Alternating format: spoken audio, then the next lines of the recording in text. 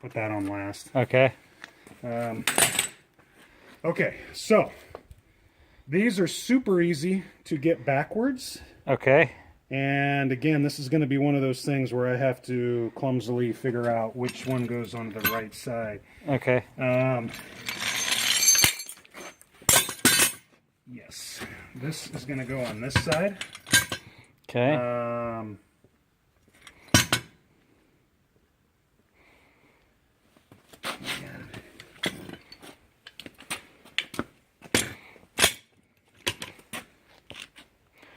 We could just scrape left and right onto them, couldn't we? We could.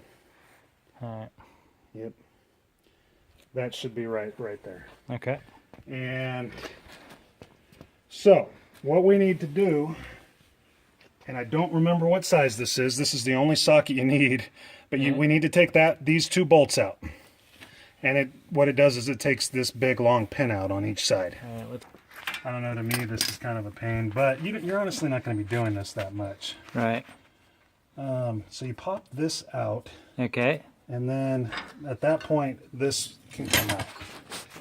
Okay. Probably the next thing we want to do before we So put is that some sort of pin? Yeah, I think that just popped out.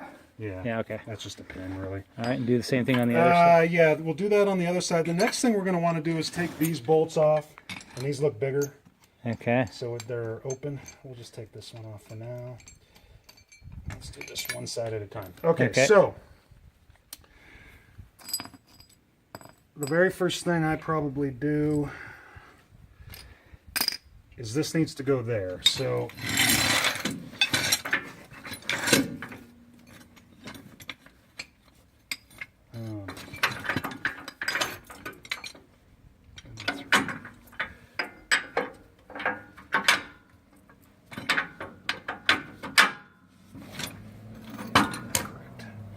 okay, so now that goes there.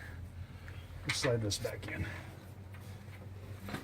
And then finding the hole is impossible but difficult.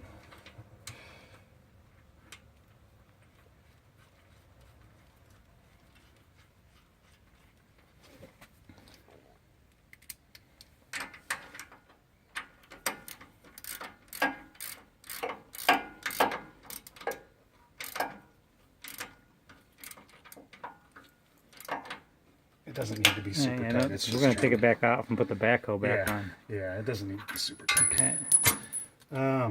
And then the next thing,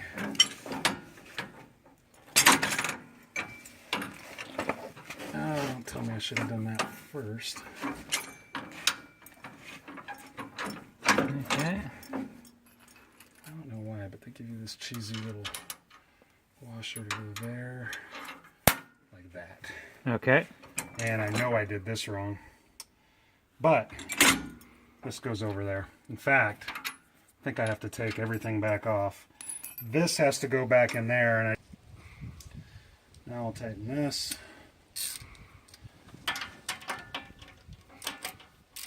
And I have to have it tight. Take it back off. Okay. So the last bolt you have to do on this side is this is what's called your sway bar. This is what controls how wide or narrow this thing is. Right. And so this goes over here. And you might want to, film that because that hole is kind of hidden a little bit. Okay. You see where that hole, this is Yeah. there? Yeah. Again, I won't tighten this, but Yeah. Okay. And then the other one is on the other side, right Yeah, there at you the see that bottom. one there? Yeah. Okay. how far do you want to go? Do you want to put them both on? And No, I just need to know once I got those on, what do I do last, and then we'll just take it off. yeah, Because I know one side, so I can do the other side. exactly. And again, let's put this on so you can see. You can pick Okay. a hole. I never put this on the bottom hole. Okay. I either would put it in. Like once again, I'm going to show you what not to So do. the difference is how far up you can raise it and lower it, right? Exactly. Okay. And I just cheated right there. A lot of times you'll put it on this top hole, but you can't put it in with these arms. You can raise your arms up, and this will raise this up, and then you can slide that into that hole. Okay. But that's there. and that's what they call the top link, and that hooks to the top of your implement. You'll see each implement has a triangle, Okay. and it hooks there, there, and then on that other arm. Okay. And And that's it. that's it. Okay. This one you can see this lower pin fell out. And what is that pin for on the arm? Oh, that's to adjust the length of the arms depending on the implement you're putting it on? Yeah, the width. So you width. can widen the arms way out like this, or scoot them in, like you say, Okay. depending on what implement. And you're that's hooking it to. that's what you control the width with, is that pin? Yes. Okay. Now, make sure you get this. You can kind of see.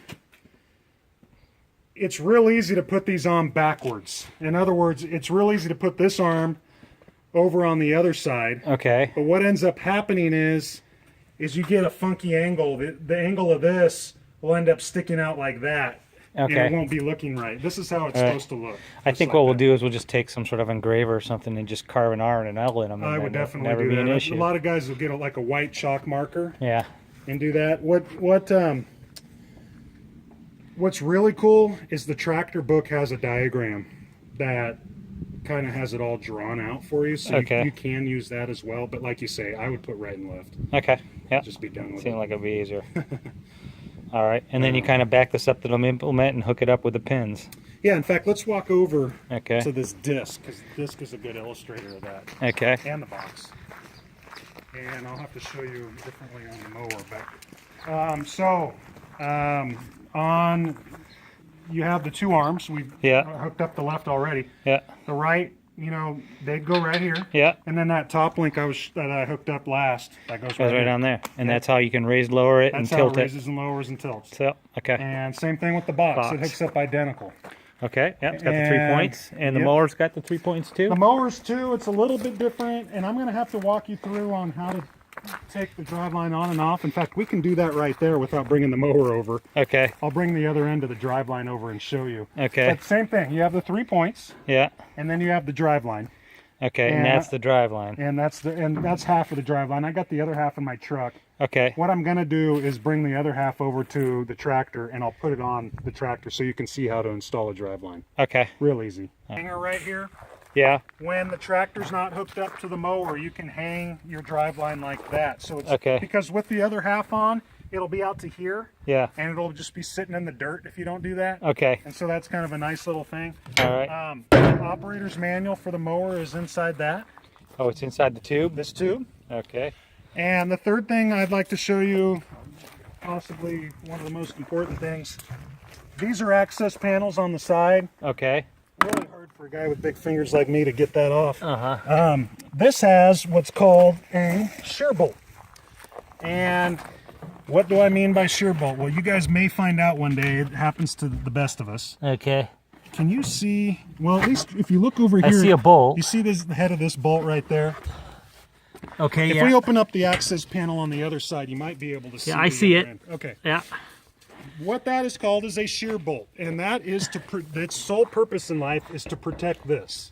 Okay. Yeah, it has two purposes. Number one, to hold the driveline on, but number two, to protect the gearbox. Okay. What happens? Naturally, when you're mowing, half the time you don't know what the heck you're going over, Yeah. which is just normal. So Yeah. you might be going over a stump, you might be going over a boulder. You have no idea. Right. If you were to hit a boulder or a stump and you didn't have a shear bolt, you'd probably You wipe rip out this the gearbox out. Yep. Yeah. So it breaks instead. It breaks in half. Okay. And what ends up happening is a couple things. You'll hear a loud clang. Of course, unfortunately, when you mow, you're always going to hear clangs, and Yeah. it doesn't always mean anything. But if you hear clangs, start looking behind you. And what'll happen is it seems like everything's fine. Yeah. It seems like you're still mowing, but then you'll look and nothing's getting Nothing's mowed. getting mowed, right? And Because the power isn't transferring to the blades. exactly. The driveline's spinning, but it's not spinning. It stops spinning here. So what you need to do is sometimes you need either a screwdriver or a punch, get Yeah. a hammer, and just punch it out, Yeah. and then put a new one in. Yeah. Okay. Sounds easy. The concept. I'll bet when It's not bad. 105 degrees and you're pissed off. To be honest with you, Yeah. half the time I've seen half of it fly out, Okay.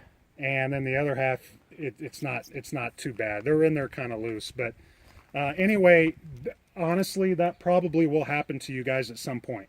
You just have to nail it. So here's kind of the order of how I hook up a mower. Okay. I hook up the two arms first. Okay. I don't hook, I hook this up last. Okay, the top arm. Yeah, so I hook up the two arms first, then I hook up the drive line, then I hook up this. Onto the mower? Yes. Okay.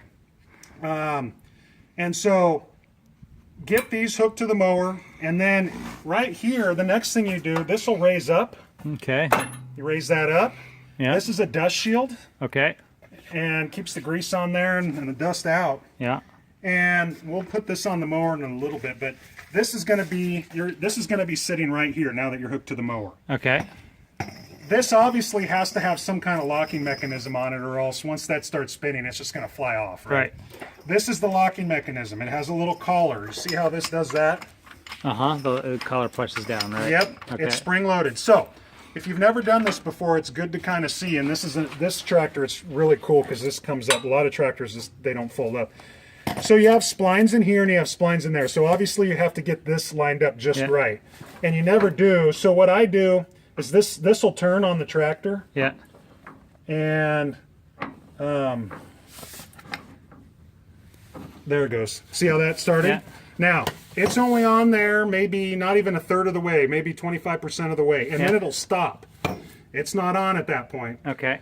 But what it's telling you is you've reached the point where you have to activate the locking mechanism. So what you do is you just pull back that collar and then slide it forward again. Uh-huh. And then now I've slid it forward as much as I can go, so now I'm going to pull back.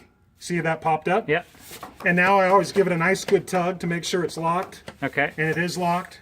As long as this So it is doesn't up- go on all the way. No, it Okay. does not. Okay. And so now it's locked on. To get it off, real simple, all you do is just pull Release that collar it. back. Yeah. Pull it off. And then it comes right off. Okay.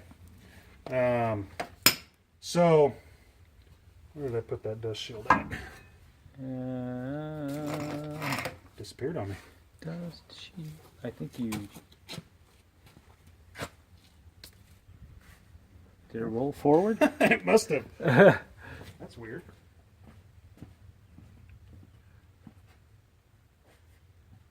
Do you see the dust shield anywhere, Sam? I don't even know what the dust shield is. It's a little rubber black thing.